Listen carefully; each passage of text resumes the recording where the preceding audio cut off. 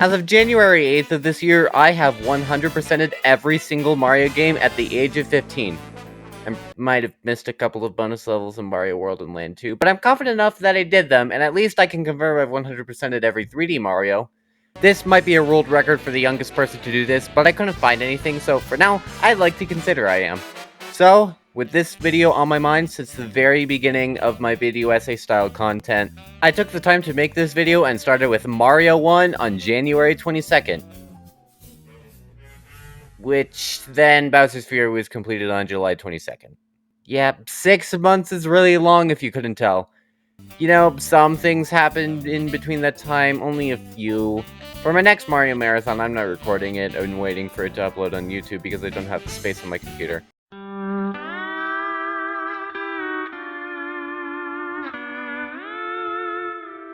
If I didn't, I could probably do it in a month. I beat all of these games in a single day, so it sounds plausible. Oh well. Anyways, Mario is probably the biggest video game franchise out there. Yes, I know Pokemon is a higher grossing franchise, but they have an anime and a card game and a ton of merchandise, and look, Mario's not far behind even without those. Literally everyone around the globe can recognize this iconic plumber boy, and thankfully, his games are definitely worthy of his status. Even the first game gets a lot of play from me. Almost every single game has something special. From saving the medium of video games, defining 3D games, and still breaking boundaries to this day, it's just so good, and I'd like to give some attention to them. Now, since this is a ranking, I'll be having opinions, so be wary of that. If you like a game that I ranked pretty low, no biggie. It's okay to enjoy that, it just means that it's not the best in my opinion. Also, I'm only ranking the mainline Mario games. No parties, no cards, no sports, and no wacky shit this guy's been known to do. We'll only be ranking the platform games, which are easy to tell apart. If you really want to know, just look up a list. Also, Mario Maker and Run don't count, those are spin-offs, and I don't really know why I would include them. What I am including is extra content, or something in the form of a game mode. This includes New Super Luigi U, Bowser's Fury, and Super Mario 64 DS as a remake. Just thought I'd get these out of the way so I don't get any angry comments disagreeing with me on their inclusion. Okay, without any more stalling, let's get into the magical world of Super Mario. So, out of all of these games that the Mario series has to offer, one has to be the worst. Luckily, the answer to that is pretty simple. Super Mario Land sucks. It does not feel great to play at all, and I don't imagine it did on Game Boy. This is my second playthrough and I still don't know how many tiles wide Mario is. If you walk off the edge, prepare to turn on Sun Gravity because you'll plummet to the nearest pit. The hitboxes are super unclear, with no visual indication or just feeling like you should have hit it, which with the Slivery controls attached onto that, it makes you really want to go commit vehicular manslaughter on the guy responsible for the physics engine. Even with just a slight tap, just to turn around, you move way too much than you should, and it usually leads to falling down with the Sun Gravity. You could say that this is impressive for the time, but that's kinda invalid when it still sucks. And have you seen other Game Boy games? It looks so ugly and archaic compared to the rest of the lineup, and somehow manages to feel older than SMB1. It also makes a lot of weird choices that don't really gel with me. Why introduce a Super Ball flower? The Fire Flower was perfectly fine, and even if that might have not fit into the code, why not make something that has a limit? With the Fire Flower, you're only allowed 2 fireballs at a time, which is fine because they can easily extinguish by touching a wall or going off screen. Here, you can only get 1, and that can last for about 7 seconds. That's 7 whole seconds where you're just vulnerable and have nothing to do besides regular Mario stuff. Why do the Koopas explode? If you couldn't include the shell, just don't have a shell. Make them reskinned Goombas or don't include them at all. Daisy being added here is cool, but here she's just a reskinned Peach. She never became a character until Mario Party Kart and the sports games. Everything here is so underdeveloped that I only recommend this game just to check a box on the Mario games list. The only things of substance here are the actually pretty good music and the snake enemy that shows up in a single level at the end. The Underground theme, World 2's theme, World 4's theme, and the credits are all good and all, but why is the Superstar theme the Can-Can? And for the snake enemy, I just think he's cute. Super Mario Land is the only game in the series I consider to be bad, fortunately. Now let's get into some mid ones. Yay, I'm so excited.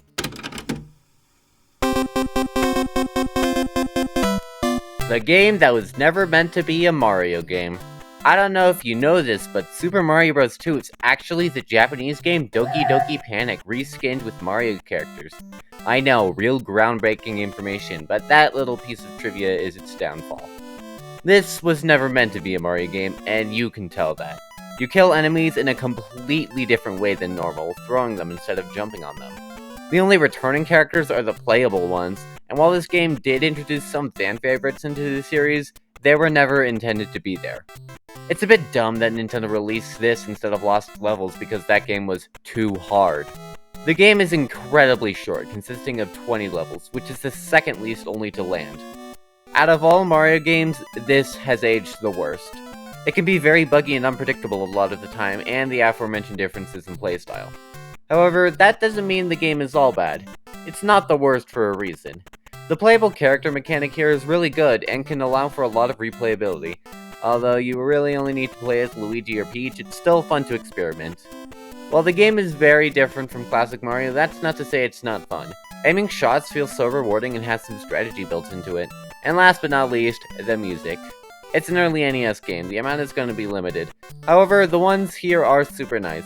The overworld theme is catchy, and the character select screen is a bop. Pretty neat game that somehow crawled its way to being on this list. Alright, what's next? Oh. New Super Mario Bros. 2 makes me feel nothing. This game feels like a smoothie of the other three games, and now comes the most average and boring part. In case you didn't know, Nintendo tried to be ambitious by making New Mario 2 and Mario U at the same time, which created a lot of repetition, hence the stereotype of every new Soup game is the same. Apparently, Nintendo decided to focus more time on the one that would be a launch title and a stepping stone for the series, which leaves us with the other one. Nothing is original. Not even the soundtrack. All it is Wii's OST, but with a couple extra buzz. The world themes are just direct rips as well. Also, out of the main levels of the main 6 worlds, only worlds 3 and 6 aren't a straight line. That's right. 4 of the worlds in this game, and maybe the special 3 that I skipped because I didn't want to play this game, are just straight lines with some extra stuff behind star coin slides and secret exits. All of the new enemies are just gold and bone variants of existing enemies.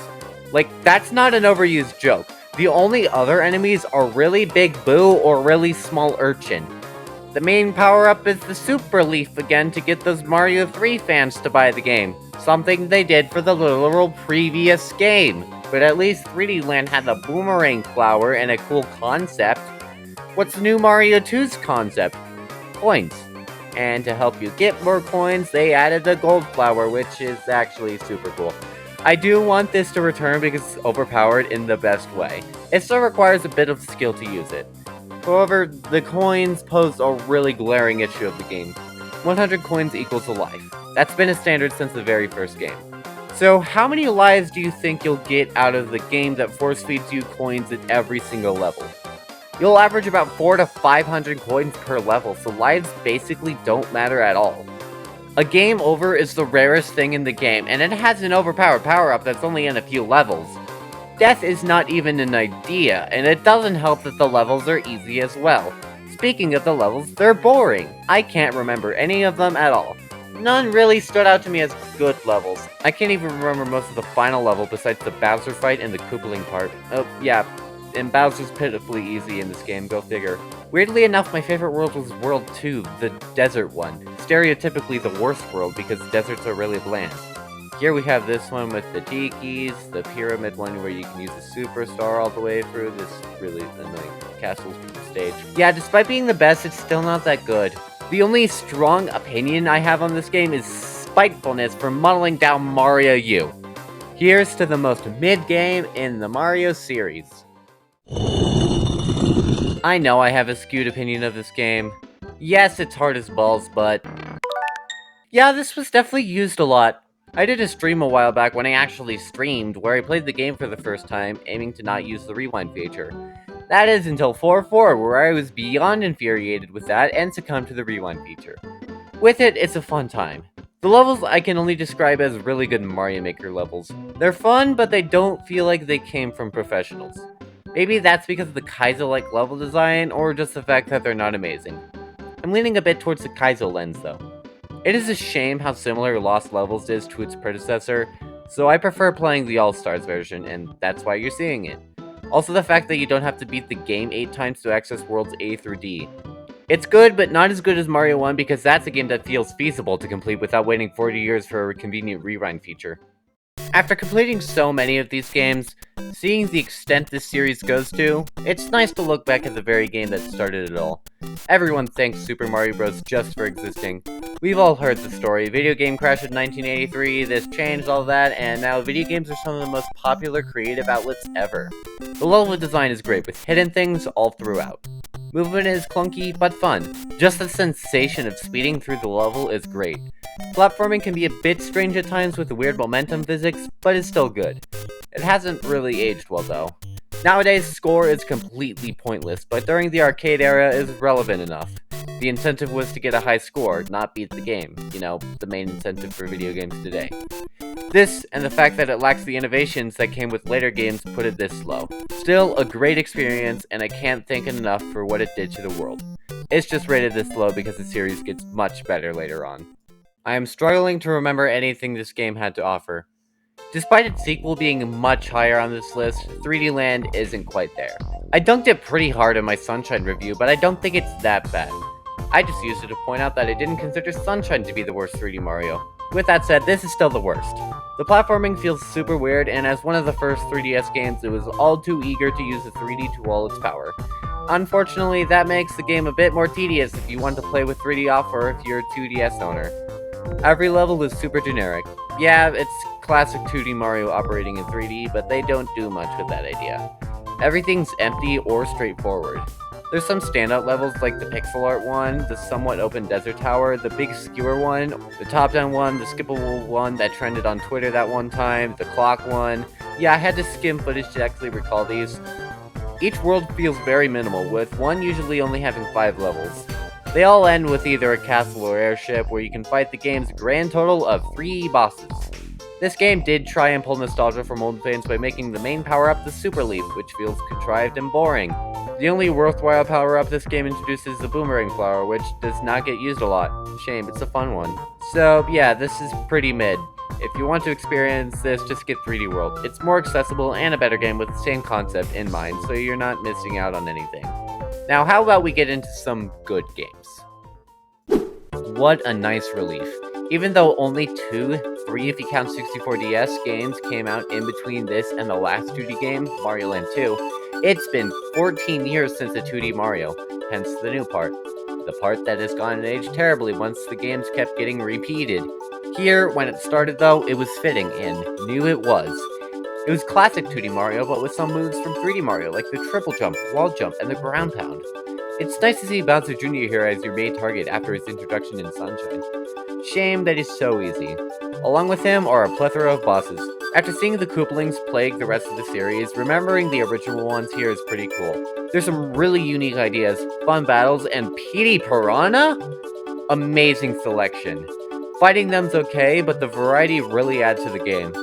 This was the game to introduce Dry Bowser, which was the biggest character that came out of this miniseries until Nabbit, so that's nice.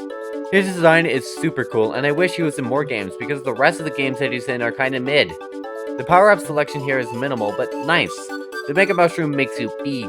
It's fun as hell, but not every level is designed with it in mind, so it's only restricted to mostly flat levels without a ceiling. The Mini Mushroom does the opposite.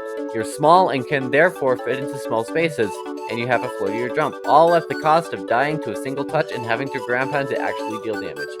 It's one of the most divisive power-ups and might be a good qualifier for Leo High. And last but not least, the Blue Shell. You get to turn into a shell and kill things while being in a shell and are able to protect yourself by being in a shell. People don't like it because to activate it, you just run, which can get in the way of actual running, but I really like it. It's fun to go around killing anything you come in contact with, and trying to stay in the shell is a fun game on its own. Level design is great, with the casual, typical stage mixed in with some sort of gimmick, like these trampoline platforms. These barrier things. Dory. Worlds 4 and 7 are interesting because you can only access them by beating a certain boss with a mini mushroom. It's nice to see an actual challenge needed to unlock these, but they should have just been accessed a bit more normally. Oh well, anything to skip the water world. Unfortunately, World 8 cannot be skipped, and I say unfortunately because the end game is the lowest part of the game. The levels leading up to Dry Bowser are fine to great, but after that, it just drags on. I like some of them, but at this point, I'm just done. The last 2 levels alone took up 1/5 of my entire playtime. The final level is good, but either there was too much unprecedented hits, or 8 Tower 2 really f***ed me up. I'm gonna go with the latter. In this stage, you ride a snake block. Snake blocks suck. This one especially, because it would move in radical directions without warning sometimes. Here, you either have to wall jump or ride the top, and you have no warning to. It got to the point where I was abusing save states, which I didn't do for the entirety of 64DS, also on my Wii U Virtual Console, or for the rest of this game. It was dumb, and I'd like to shove even more of that pain out of my head. Single-handedly lowers the score of this game for me, but that feels a bit mean. Still a great game, and you'll definitely enjoy it.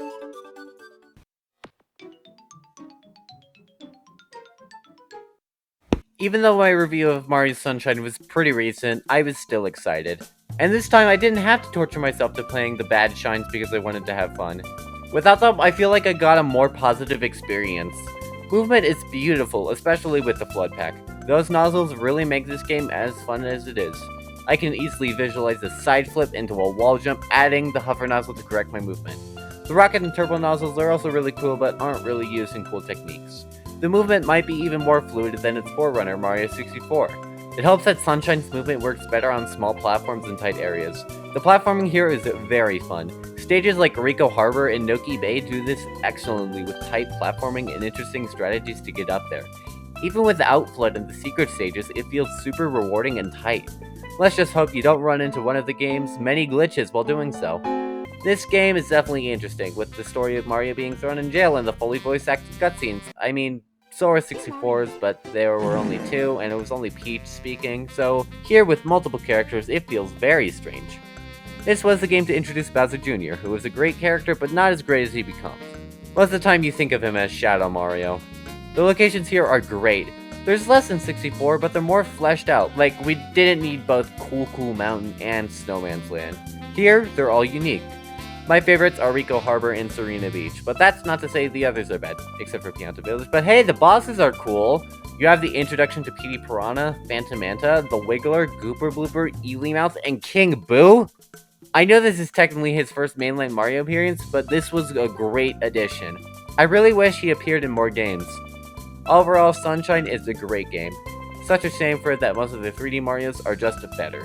If you want more details, check out my video on it, but for now, let's continue.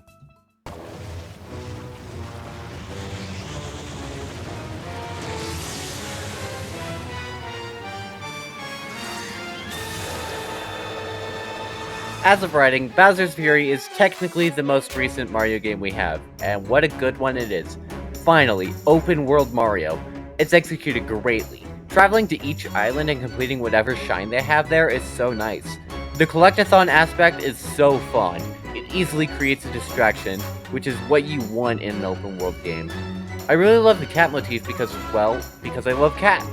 Part of the reason why this channel is called Potato Cat, no other reason. I don't want to see any of you saying anything weird in the comments. I have nothing against furries, I have a couple friends who are, but it feels annoying being called one, so don't do that. This is probably the best power-up storage system in the series. You can activate any instantly, and it has a good amount of room, but it caps out at 5 instead of 99. Each area has its own feel that makes me want to revisit them and collect even more cat shines in Fury Bowser. What a concept. You're just having a nice time chilling, and then it starts to rain and you gotta plan ahead quickly. He doesn't reach the heights of other traumatic Nintendo enemies, but he's at least in the next tier down. It's pretty difficult to avoid his fire beam thing if you don't have the right stuff on hand. When he shows up more and more frequently in the late game, it's super intense, especially the part where he's ever present. Music is pretty great, keeping the lively feeling of 3D World with tracks like Scamper Shores, Pounce Bounce Isle, Mount Magmeow, and Plessy, and the hard rock of Fury Bowser.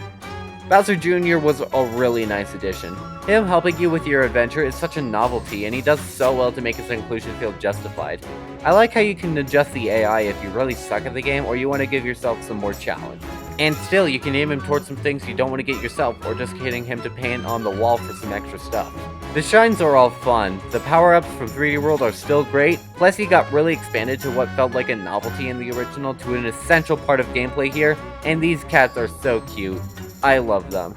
They've been my computer wallpaper for years. I changed my Switch profile icon to one quickly after beating the game. Oh man, Bowser's Fury is such a great showcase.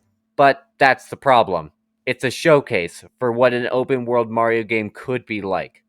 Many people don't even consider this an individual game, since it was packaged with one of the many Wii U ports, and yeah, it uses the same engine of 3D World, which is good, but not something you want for a whole new game. This game is painfully short. I could usually live with a game being short and sweet, but this game strived to be longer. It definitely needed a bit more runtime to be a more fulfilling game. Everything we see here is just cat versions of things we've seen in a better game, which we'll get to. Sometimes this game feels so empty, because it just feels like an addition just pushed out to get people to buy 3D World again. It's still good and worth a try, but there's something in this package that deserves a lot more attention. Coming off the games before it, it is a massive improvement. Super Mario Bros. 3 is so fun. I got this when I first discovered what the eShop was, and I was there with my aunt, who saw Mario 3, remembered her childhood or something, and then got it. It's a shame that her nostalgia blocked me from getting Mario Advance 4 instead, but it's still fun. I never beat it until like a year or two ago, and then proceeded to beat the entire game 100% in a day for the footage for the video. The level design here is great. It's fun to romp through them and get to the end. Some of my favorites are the one where you run on Munchers, the super blue one here, and the brilliant first level that sets the stage for the rest of the game. My only problem is that some levels can be entirely skipped with the Super Leaf. If this was a P-Wing or Cape Feather, it would be understandable, but this thing has limited flight, so it's weird that it can be used to break the game. Speaking of, the additional power-ups are great. I really love the Super Leaf and Tanuki suit a lot, and the Frog suit is a niche but nice addition.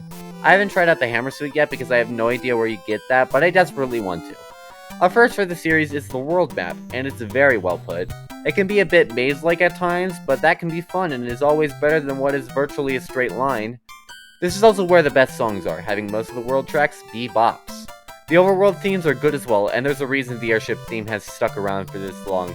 It is aged very well, with my only flaws being a few minor grievances, like with hitboxes, controls, and visibility.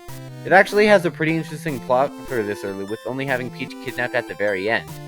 Out of all of the entire NES library, this game rises above all of them to be good. Except Kirby's Adventure also got out there, but that's for another day.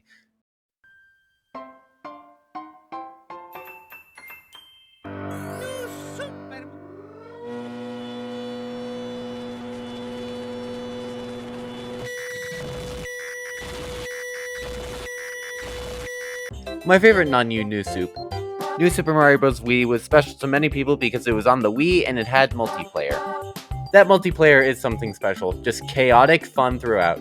I actually did my first 100% playthrough of this with my friend because he actually owns the game. The addition of the spin jump and the mid-air twirl is enough to make this game feel so much better than DS, and couple that with the propeller mushroom, it feels just so right. Speaking of, that thing is broken. Definitely the one you're gonna want for the entire game. Shooting up straight into the sky can allow for some complex platforming and getting out of tough situations. The Ice Flower finally feels right as a mirror to the Fire Flower after it was kinda niche in Galaxy.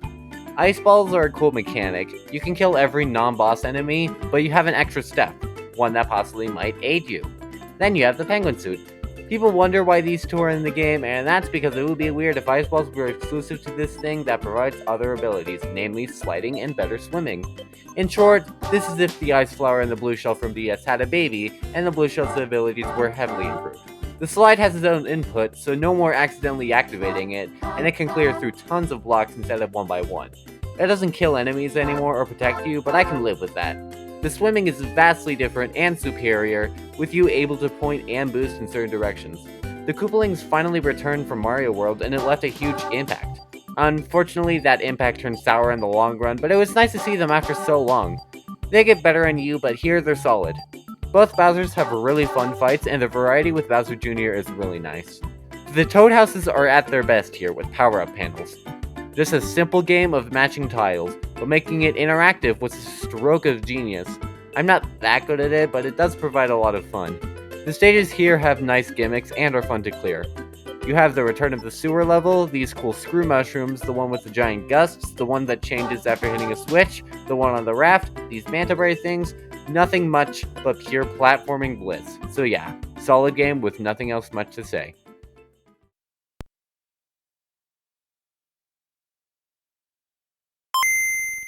What an improvement! Like, seriously, Mario Land 2 is greater in every way compared to Mario Land 1. Physics have been fixed, power-ups are sufficient, and it doesn't look like ass. It baffles me that these two games were released on the same console. I first played this on the OG Game Boy, and it took me a while to beat because children are dumb. I had an absolute blast replaying this. It feels so fresh with all of its new concepts. You start out with the first level and boom, you're allowed to beat the different zones in any order. Besides the 3D games, besides 3D Land and World of course, this is the most open feeling game. I did it in a pretty generic order, but we'll probably experiment next playthrough. This game probably has the most unique enemies in the series. It's kinda a shame that most never returned. The level design and the zones themselves are really unique. Like, the only generics are Tree and Turtle Zone. Mario, Pumpkin, Macro, and Space Zones are all really cool and have the highlight levels. The bosses are all really diverse and interesting, but they're also the game's main problem. The bosses are way too easy. For some reason, they don't have something like invincibility or stun frames, so it's ludicrously easy to chain hits. Something that would actually pose a good challenge, like Tintaga is dead right after you get into position and go all ham on him. Even with Wario, you can kill him so fast. It kinda takes away from the experience and makes what would be one of the best 2D Mario games and lowers its score. But hey, Wario!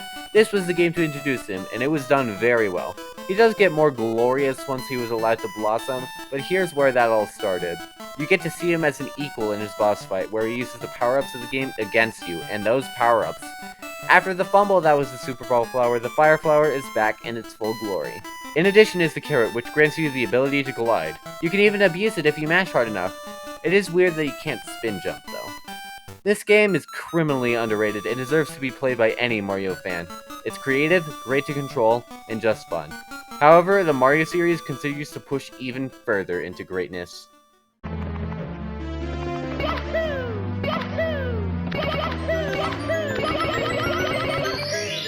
Excuse me, what the fuck? Super Mario 64.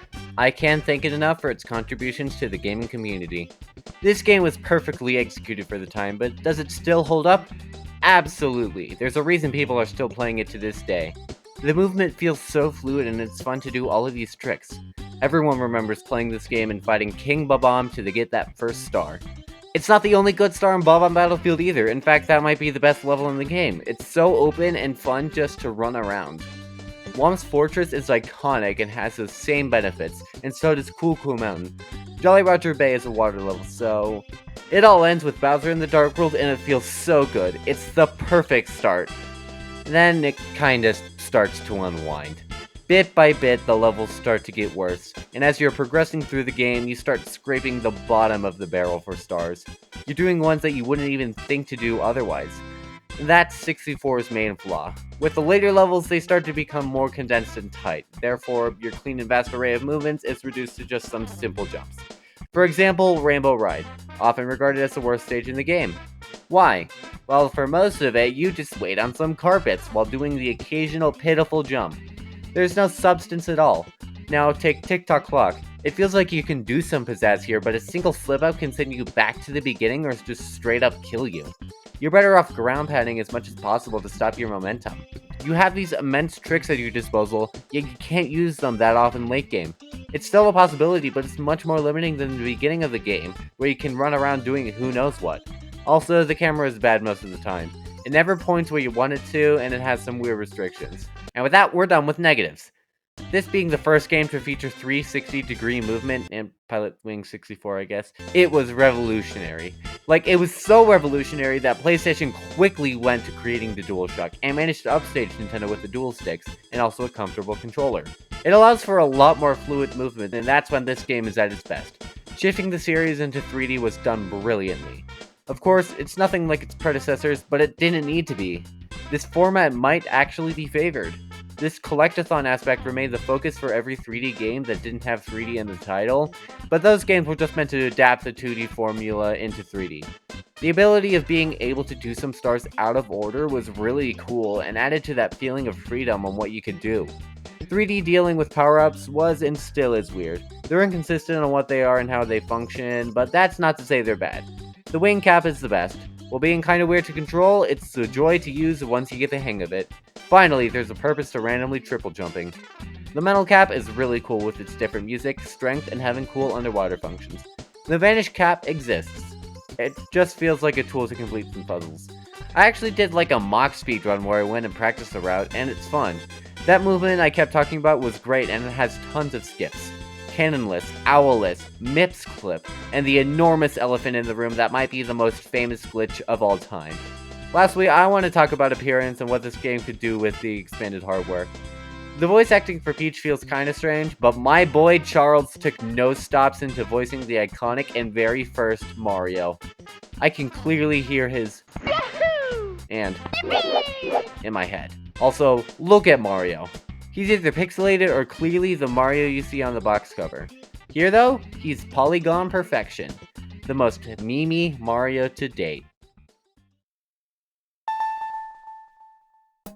Alright, hear me out. Super Mario 64 DS is better than the original, and I have been saying that for years. Let's get the main criticism out of the way first and talk about the controls.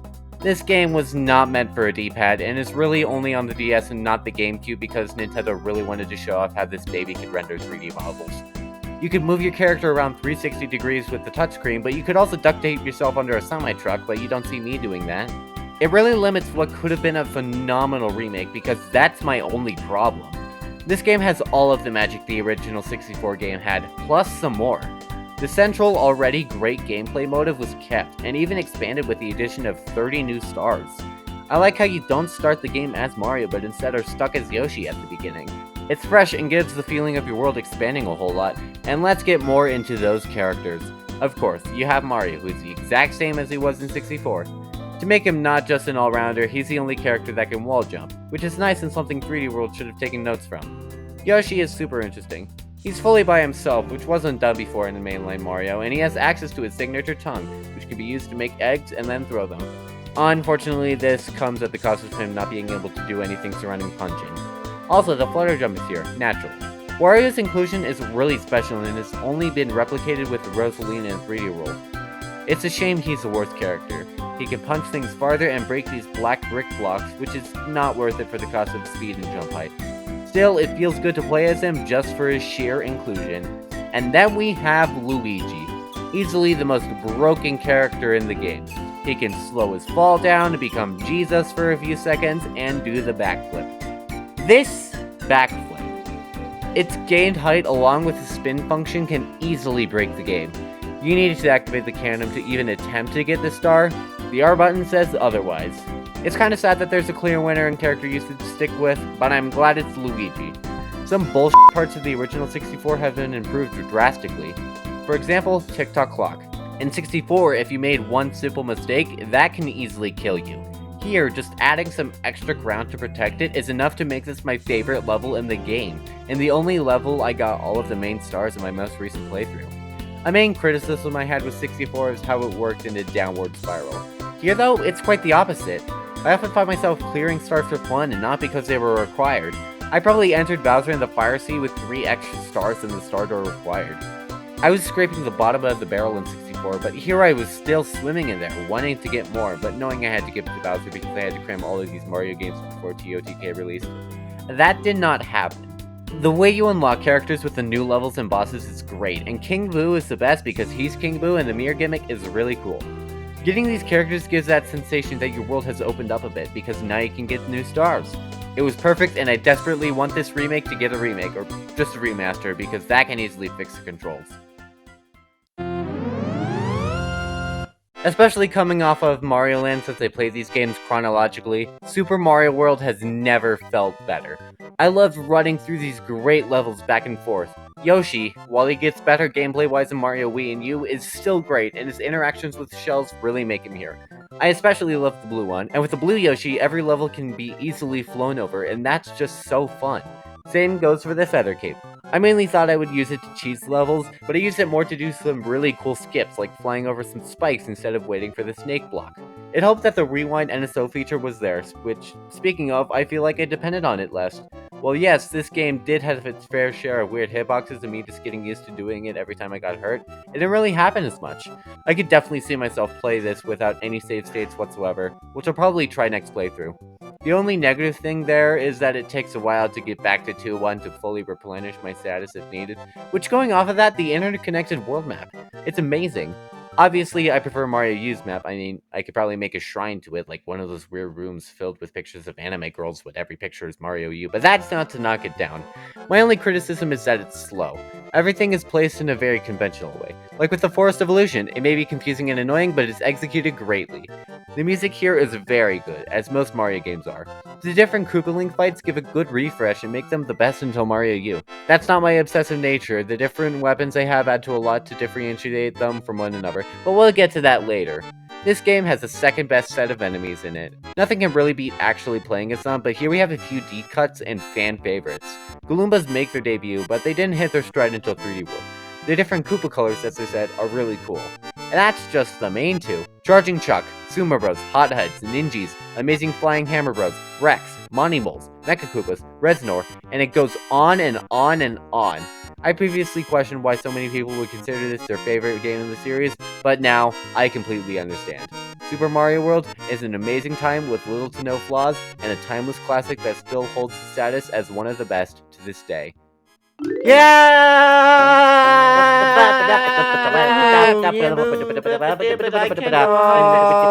Oh hell yeah, new Super Mario Bros. U. I've already made a video talking about this game, but considering that video was rushed to keep in the Breath of the Wild viewers, I'll go into more detail here.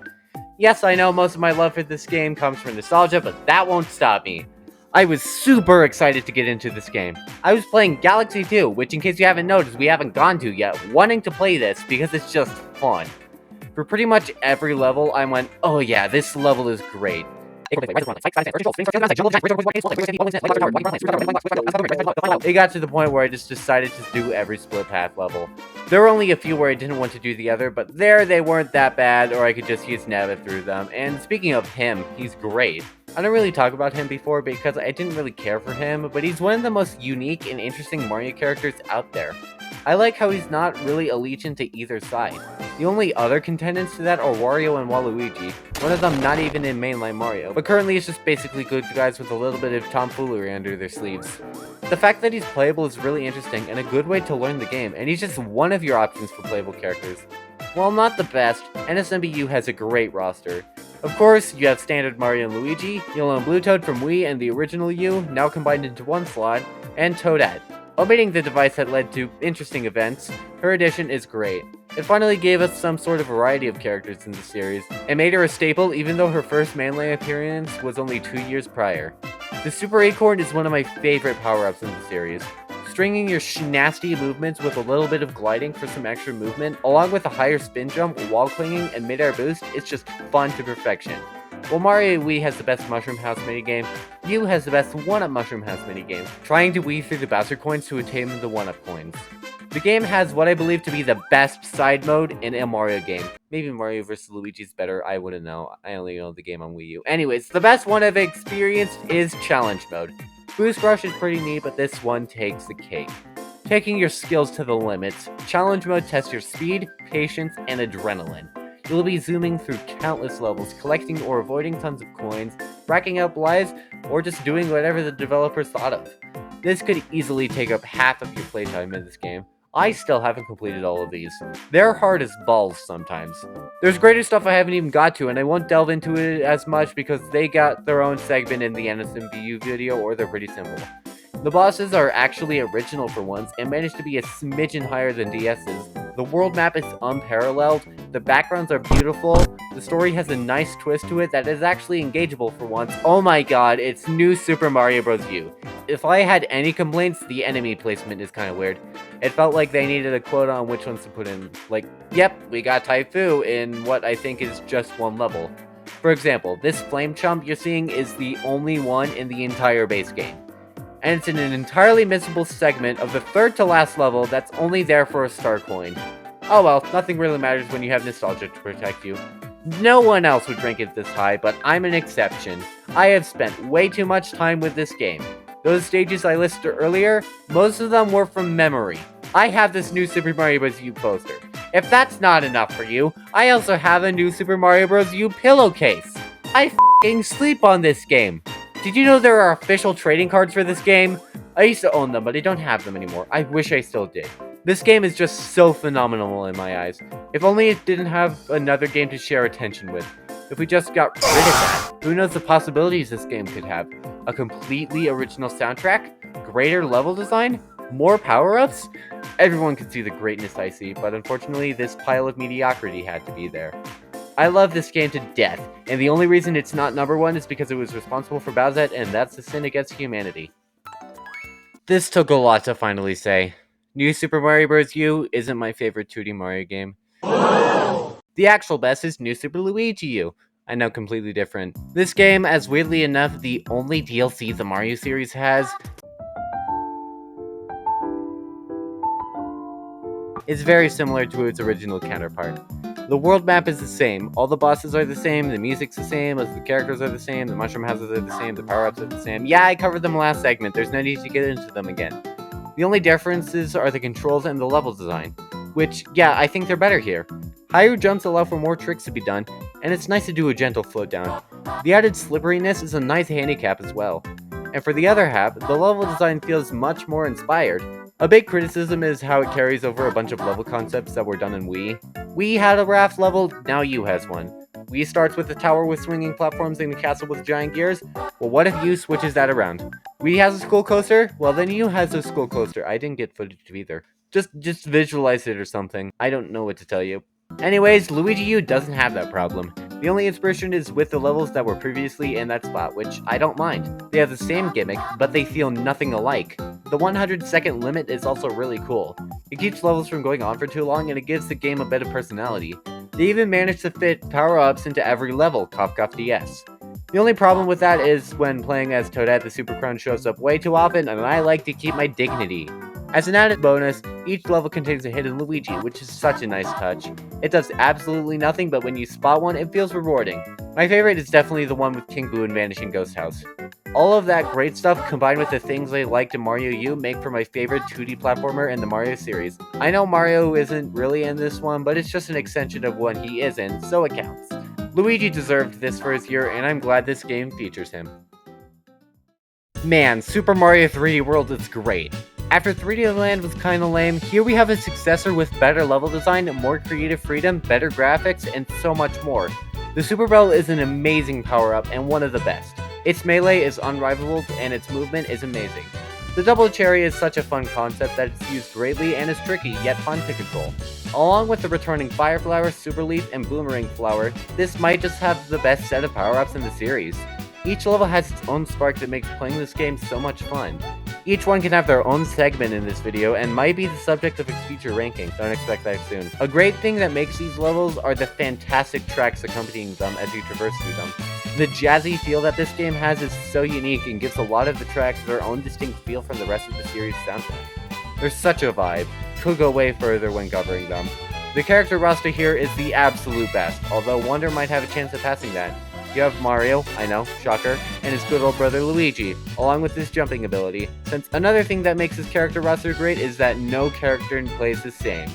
Toad is here with his speed, and Peach isn't kidnapped for one to join on the adventure. With her floating ability, she seems to be the fan favorite to play in this game. We're not done though. Once meeting Super Galaxy and the Secret World Star, you unlock Rosalina. What a surprising addition, and with the spin, she makes an amazing addition to the roster. And going off of that, this game has the best post-game of any Mario game.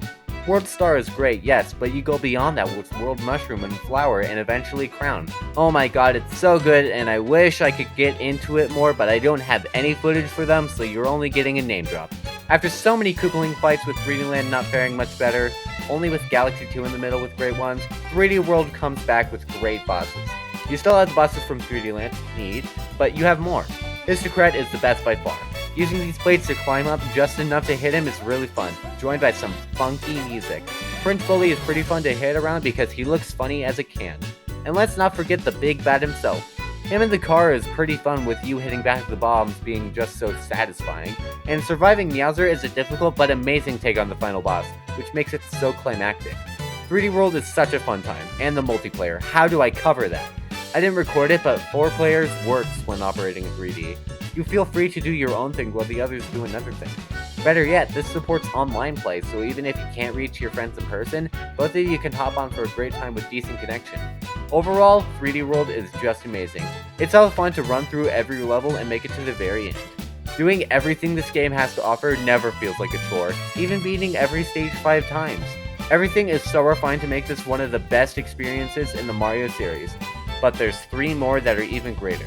The ones that I consider to be top tier and some of my favorite games of all time.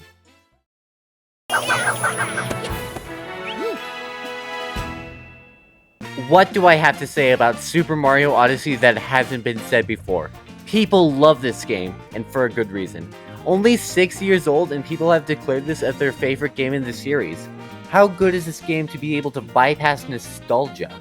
Well, as you can tell, I don't think this is the very best, but how is that an insult? We're still at number 3 here. This is still one of the best experiences in the Mario series, and part of that is the movement. This is the best that Mario has ever felt, and I don't know how to top it. Every single movement option is buttery smooth, with me constantly rolling, long jumping, triple jumping, and ground pound jumping, and that's only a fraction of your movement. Cappy makes the rest of it, combining your cap throws to traverse large chasms. The other cap throw varieties are also cool and great for offense, and yet another capability of this is capturing. Controlling your enemies is a great idea, letting you do so many cool things. Bullet bills, uproots, and gushions are some standout captures. This is the only 3D game, I'm pretty sure you can guess the 2D one, whereas Bowser said in 64 when you get 100%, I can keep that control stick smoking. Using your crazy moves in these open zones is so much fun. Speaking of which, the kingdoms of this game are great, each with their own feeling. Like they made the desert one, traditionally one of the worst locations in video games, one of the best because you just have so much space to run around, and you can find hidden little treasures. Wooded is probably my favorite, since you have the vertical movement with the nice nature theme crossed with the mechanization and the killer music. And let's get into that. Here we have some great tracks from this game to play for each individual kingdom. At the worst, they're super relaxing, and at the best, they're just so much fun to jam to while jumping all over the place. And this game has the first 2 lyrical songs in Mario. Well, yes, they're super corny because Mario, they're still super fun and catchy. I definitely prefer Break Free because it's less corny and I like the beat more. Jump Up Superstar is a great track for the festival, and it's what makes that mood. And it's not the only great mood. They're such a nice and fresh concept. They're pretty much stars, but executed so much better. Like in 64, you collect the star, you jump back out of the painting, it congratulates you, you jump back into the painting, it goes ba ba ba ba ba ba, and you select the mission, only then you can do another star. In Odyssey, you collect a moon, a small cutscene plays, and you can immediately make a beeline to the next moon. It's fast and helps a lot since there's a truckload of these lying around. It makes exploration, since you can see something suspicious, check it out, and boom, one more moon added to your collection. The character customization is just so cool, with so many options that I mostly always change the kingdom's outfit while trying to set out there on my 100% file. The story is pretty refreshing, with Bowser feeling super menacing and motivation at a high for the series. Encountering him before you even reach the final boss is refreshing and makes the feeling of progression very present, and along with him, we have some great bosses. Most use the capturing mechanic to its fullest, with some great ones being Knuckle Attack, Mollusk Lancier, and Mecha Brood. Cappy is such a nice buddy to have around. I like his reaction to things, and he always speaks some formality, which is pretty fun. His design is just so cool. Look at him. It's such a nice concept, and it goes perfect with the capturing mechanic. Definitely the best Mario companion, although it's not really a contest. The only other ones are the Luma you have in Galaxy that you usually forget is there, and the Squirm guy that is in a game that hasn't released yet, so it's an obvious choice. I can totally respect people who call this the pinnacle of the Mario series. This is one of the longest segments in the video, and yet I still feel like I haven't said enough. It's such a joy to play every time I boot it up, and I forget how much fun simply moving around is. But I think a game or two are just a bit better.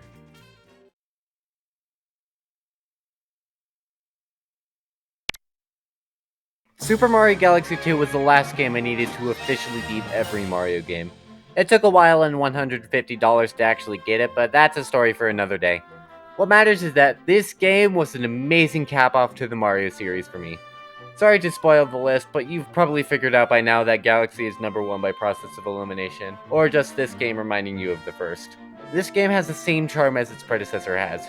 The only reason it's back here is just a bunch of nitpicks. Starship Mario is a great hub world that's easier to navigate than the Comet Observatory, but the majesty of that place is difficult to beat. Case in point, it has it. Rosalina being pretty minimal in the game is pretty disappointing, even though Lubba is a nice substitution. The soundtrack isn't as good, the bosses are less memorable, they removed the red star instead of expanding on it. There's a lot of stuff for use, I could go on and on. However, this is still number 2 on the list. Starship Mario has so many nooks and crannies that make exploring it actually worthwhile and fun. The additions of Yoshi and the Cloud Flower to it also make just running around it super enjoyable. The world map is great to traverse and much more organized than the Comet Observatory. I love Lubba, he's such a fun guy and I love how he talks. The soundtrack is only a minuscule smidge below Galaxy 1. You still have ones like Sky Station, Starship Mario, Yoshi Star, Fluffy Bluff, and Melty Monster that make for great songs. Even though the bosses aren't as good as Galaxy 1's, this game still has great ones. Kiwi Piranha is just trying to be Dino Piranha 2, which is where the less memorable argument comes in. However, you still have fun smacking Gobblegut, slamming Rolladillo, burning Squizzard, destroying every machine of Bowser Jr.'s, and hitting Bowser into oblivion. The Cloud Flower is one of the best power-ups in this series, and it might actually be the best. Before I played this game, I watched a lot of YouTube videos with parts talking about how amazing it was, wondering how it could actually be that good. If you feel that way, it's that good. Simply just making your jumps floatier and higher without making it hard to control and also making you tiny and weak is great, and creating your own platforms allows for really cool platforming. The Rock Mushroom, while not as good, is still very fun, and you have Yoshi. This is the best he's ever felt. Simply letting you aim his tongue is enough. You can string some good combos to get by quickly. He also has power-ups of his own. The Dash Pepper is super fun, the Blimp Fruit is kind of boring, and the enjoyment of the Bulb area is trying to work around a short time limit. The reused stuff is already amazing stuff. Yeah, it feels lazy, but experiencing it again is a good time. And believe it or not, this game does stuff of its own. I don't know the general consensus on the green stars, but I really like them, but I didn't record footage of them, so let's move on with it. Bowser Jr. is at his absolute best here, with Mega Hammer and the Boomsday Machine being really stellar bosses. Using Yoshi to aim back bullet bills is just so fun, and going around hitting every orb makes for a great boss fight. The Boomsday Machine just uses the Cloud Flower, which already makes it amazing. Using your clouds to climb up while also timing your hits gives way for a great final confrontation with Bowser Jr., beating the Pretty Land King Caliente rematch from the original. Another character who's at his best here is Luigi. He's either really boring as an NPC just existing, or an entirely playable character who usually gets chosen over Mario for his cooler abilities. In Galaxy 2, he'll spawn at the start of stars occasionally, allowing you to play as him for that specific star. This is perfect. He's still playable in all of his high jump glory, but he's not always present, so Mario has his time to shine. This game's finale is phenomenal. Bowser's Galaxy Generator is a perfect final level with great music to accompany it. The Bowser fight is great, although I wish the two phases were switched. The second one lasts for so little that it kinda sours the fight. Maybe you could push to the first phase's planet, or I don't know, just make him take more meteors. Still great, and an amazing send-off to this top-tier game. However, we still have one game left. For the longest time, I considered Super Mario Galaxy to be my favorite game of all time. Unfortunately for it, a couple of Zeldas and indies have uptaken it. Even with that, even with finally getting to Galaxy 2 after all my trials, this reigns as the absolute supreme. The beginning to eventually going to the Comet Observatory sets everything perfectly. Bowser is at his most menacing here, taking the entire castle grounds by storm and completely uprooting Peach's castle. Even after going to space, you couldn't stop him. So, you go and catch bunnies in the peaceful, serene landscape of space, with the track in the background complementing it super well. Your first takedown of Bowser's equipment for the game is amazing and a great tutorial.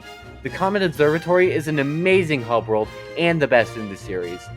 The layout of each location is perfect and fits the aesthetic well. Then you get into your first mission here, Dino Piranha. Absolutely magical and sets the rest of the precedent for the game. You go to Honey Hive, Loop-de-Loop, take down Megaleg, Space Junk, Battle Rock, Ghostly, Buoy Base, Gusty Garden, Freeze Flame, Toy Time, Melty Molten. Oh my god, every level is perfect! Every single one listed and more is a complete joy from start to finish and makes this game as special as it is. Your movement here is really cool. The only complaints I have are the camera, which makes sense considering this was originally a D-pad, and air momentum can be a bit weird, and that's it. We finally see the return of the backflip after Sunshine didn't have it. along with the classic triple jump, wall jump, side flip, and now with a spin attack. It's a really cool attack that can shake up gameplay a bit, but its main strength is with platforming.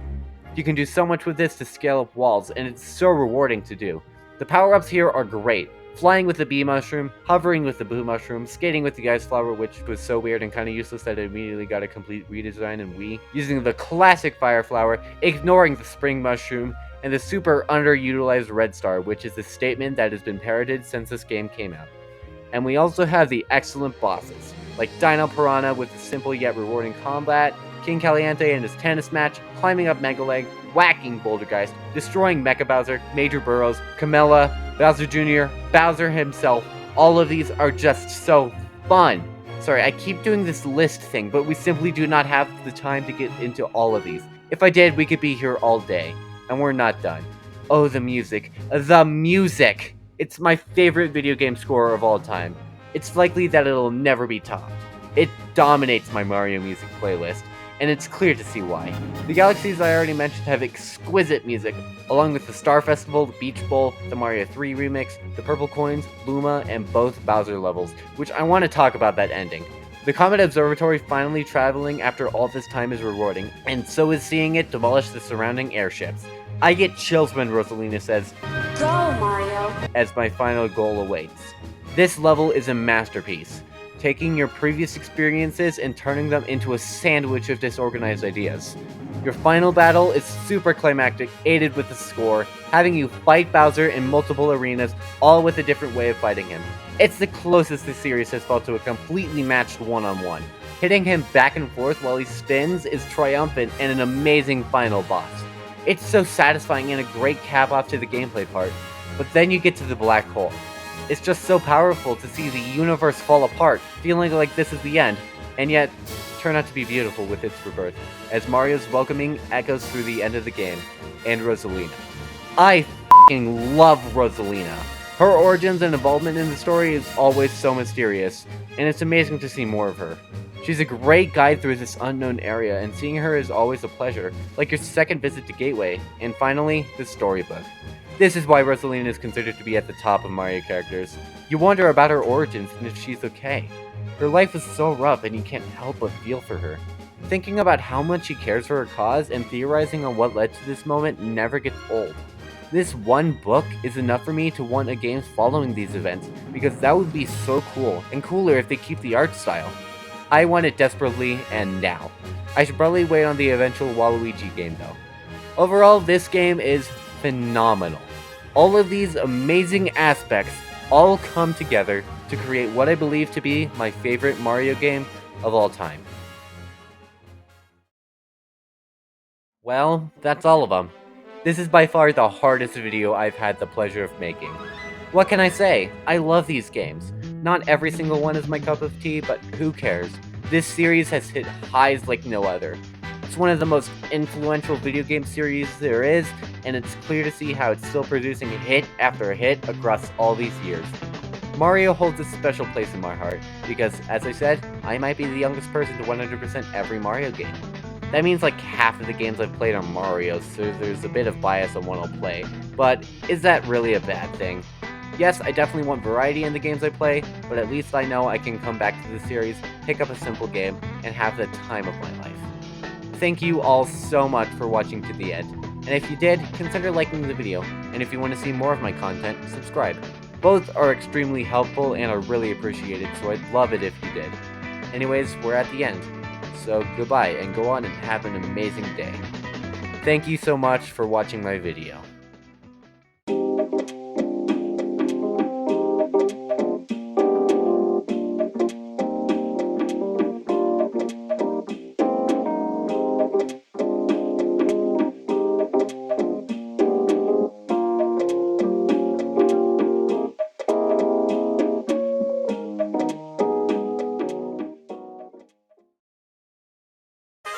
Super Luigi Galaxy!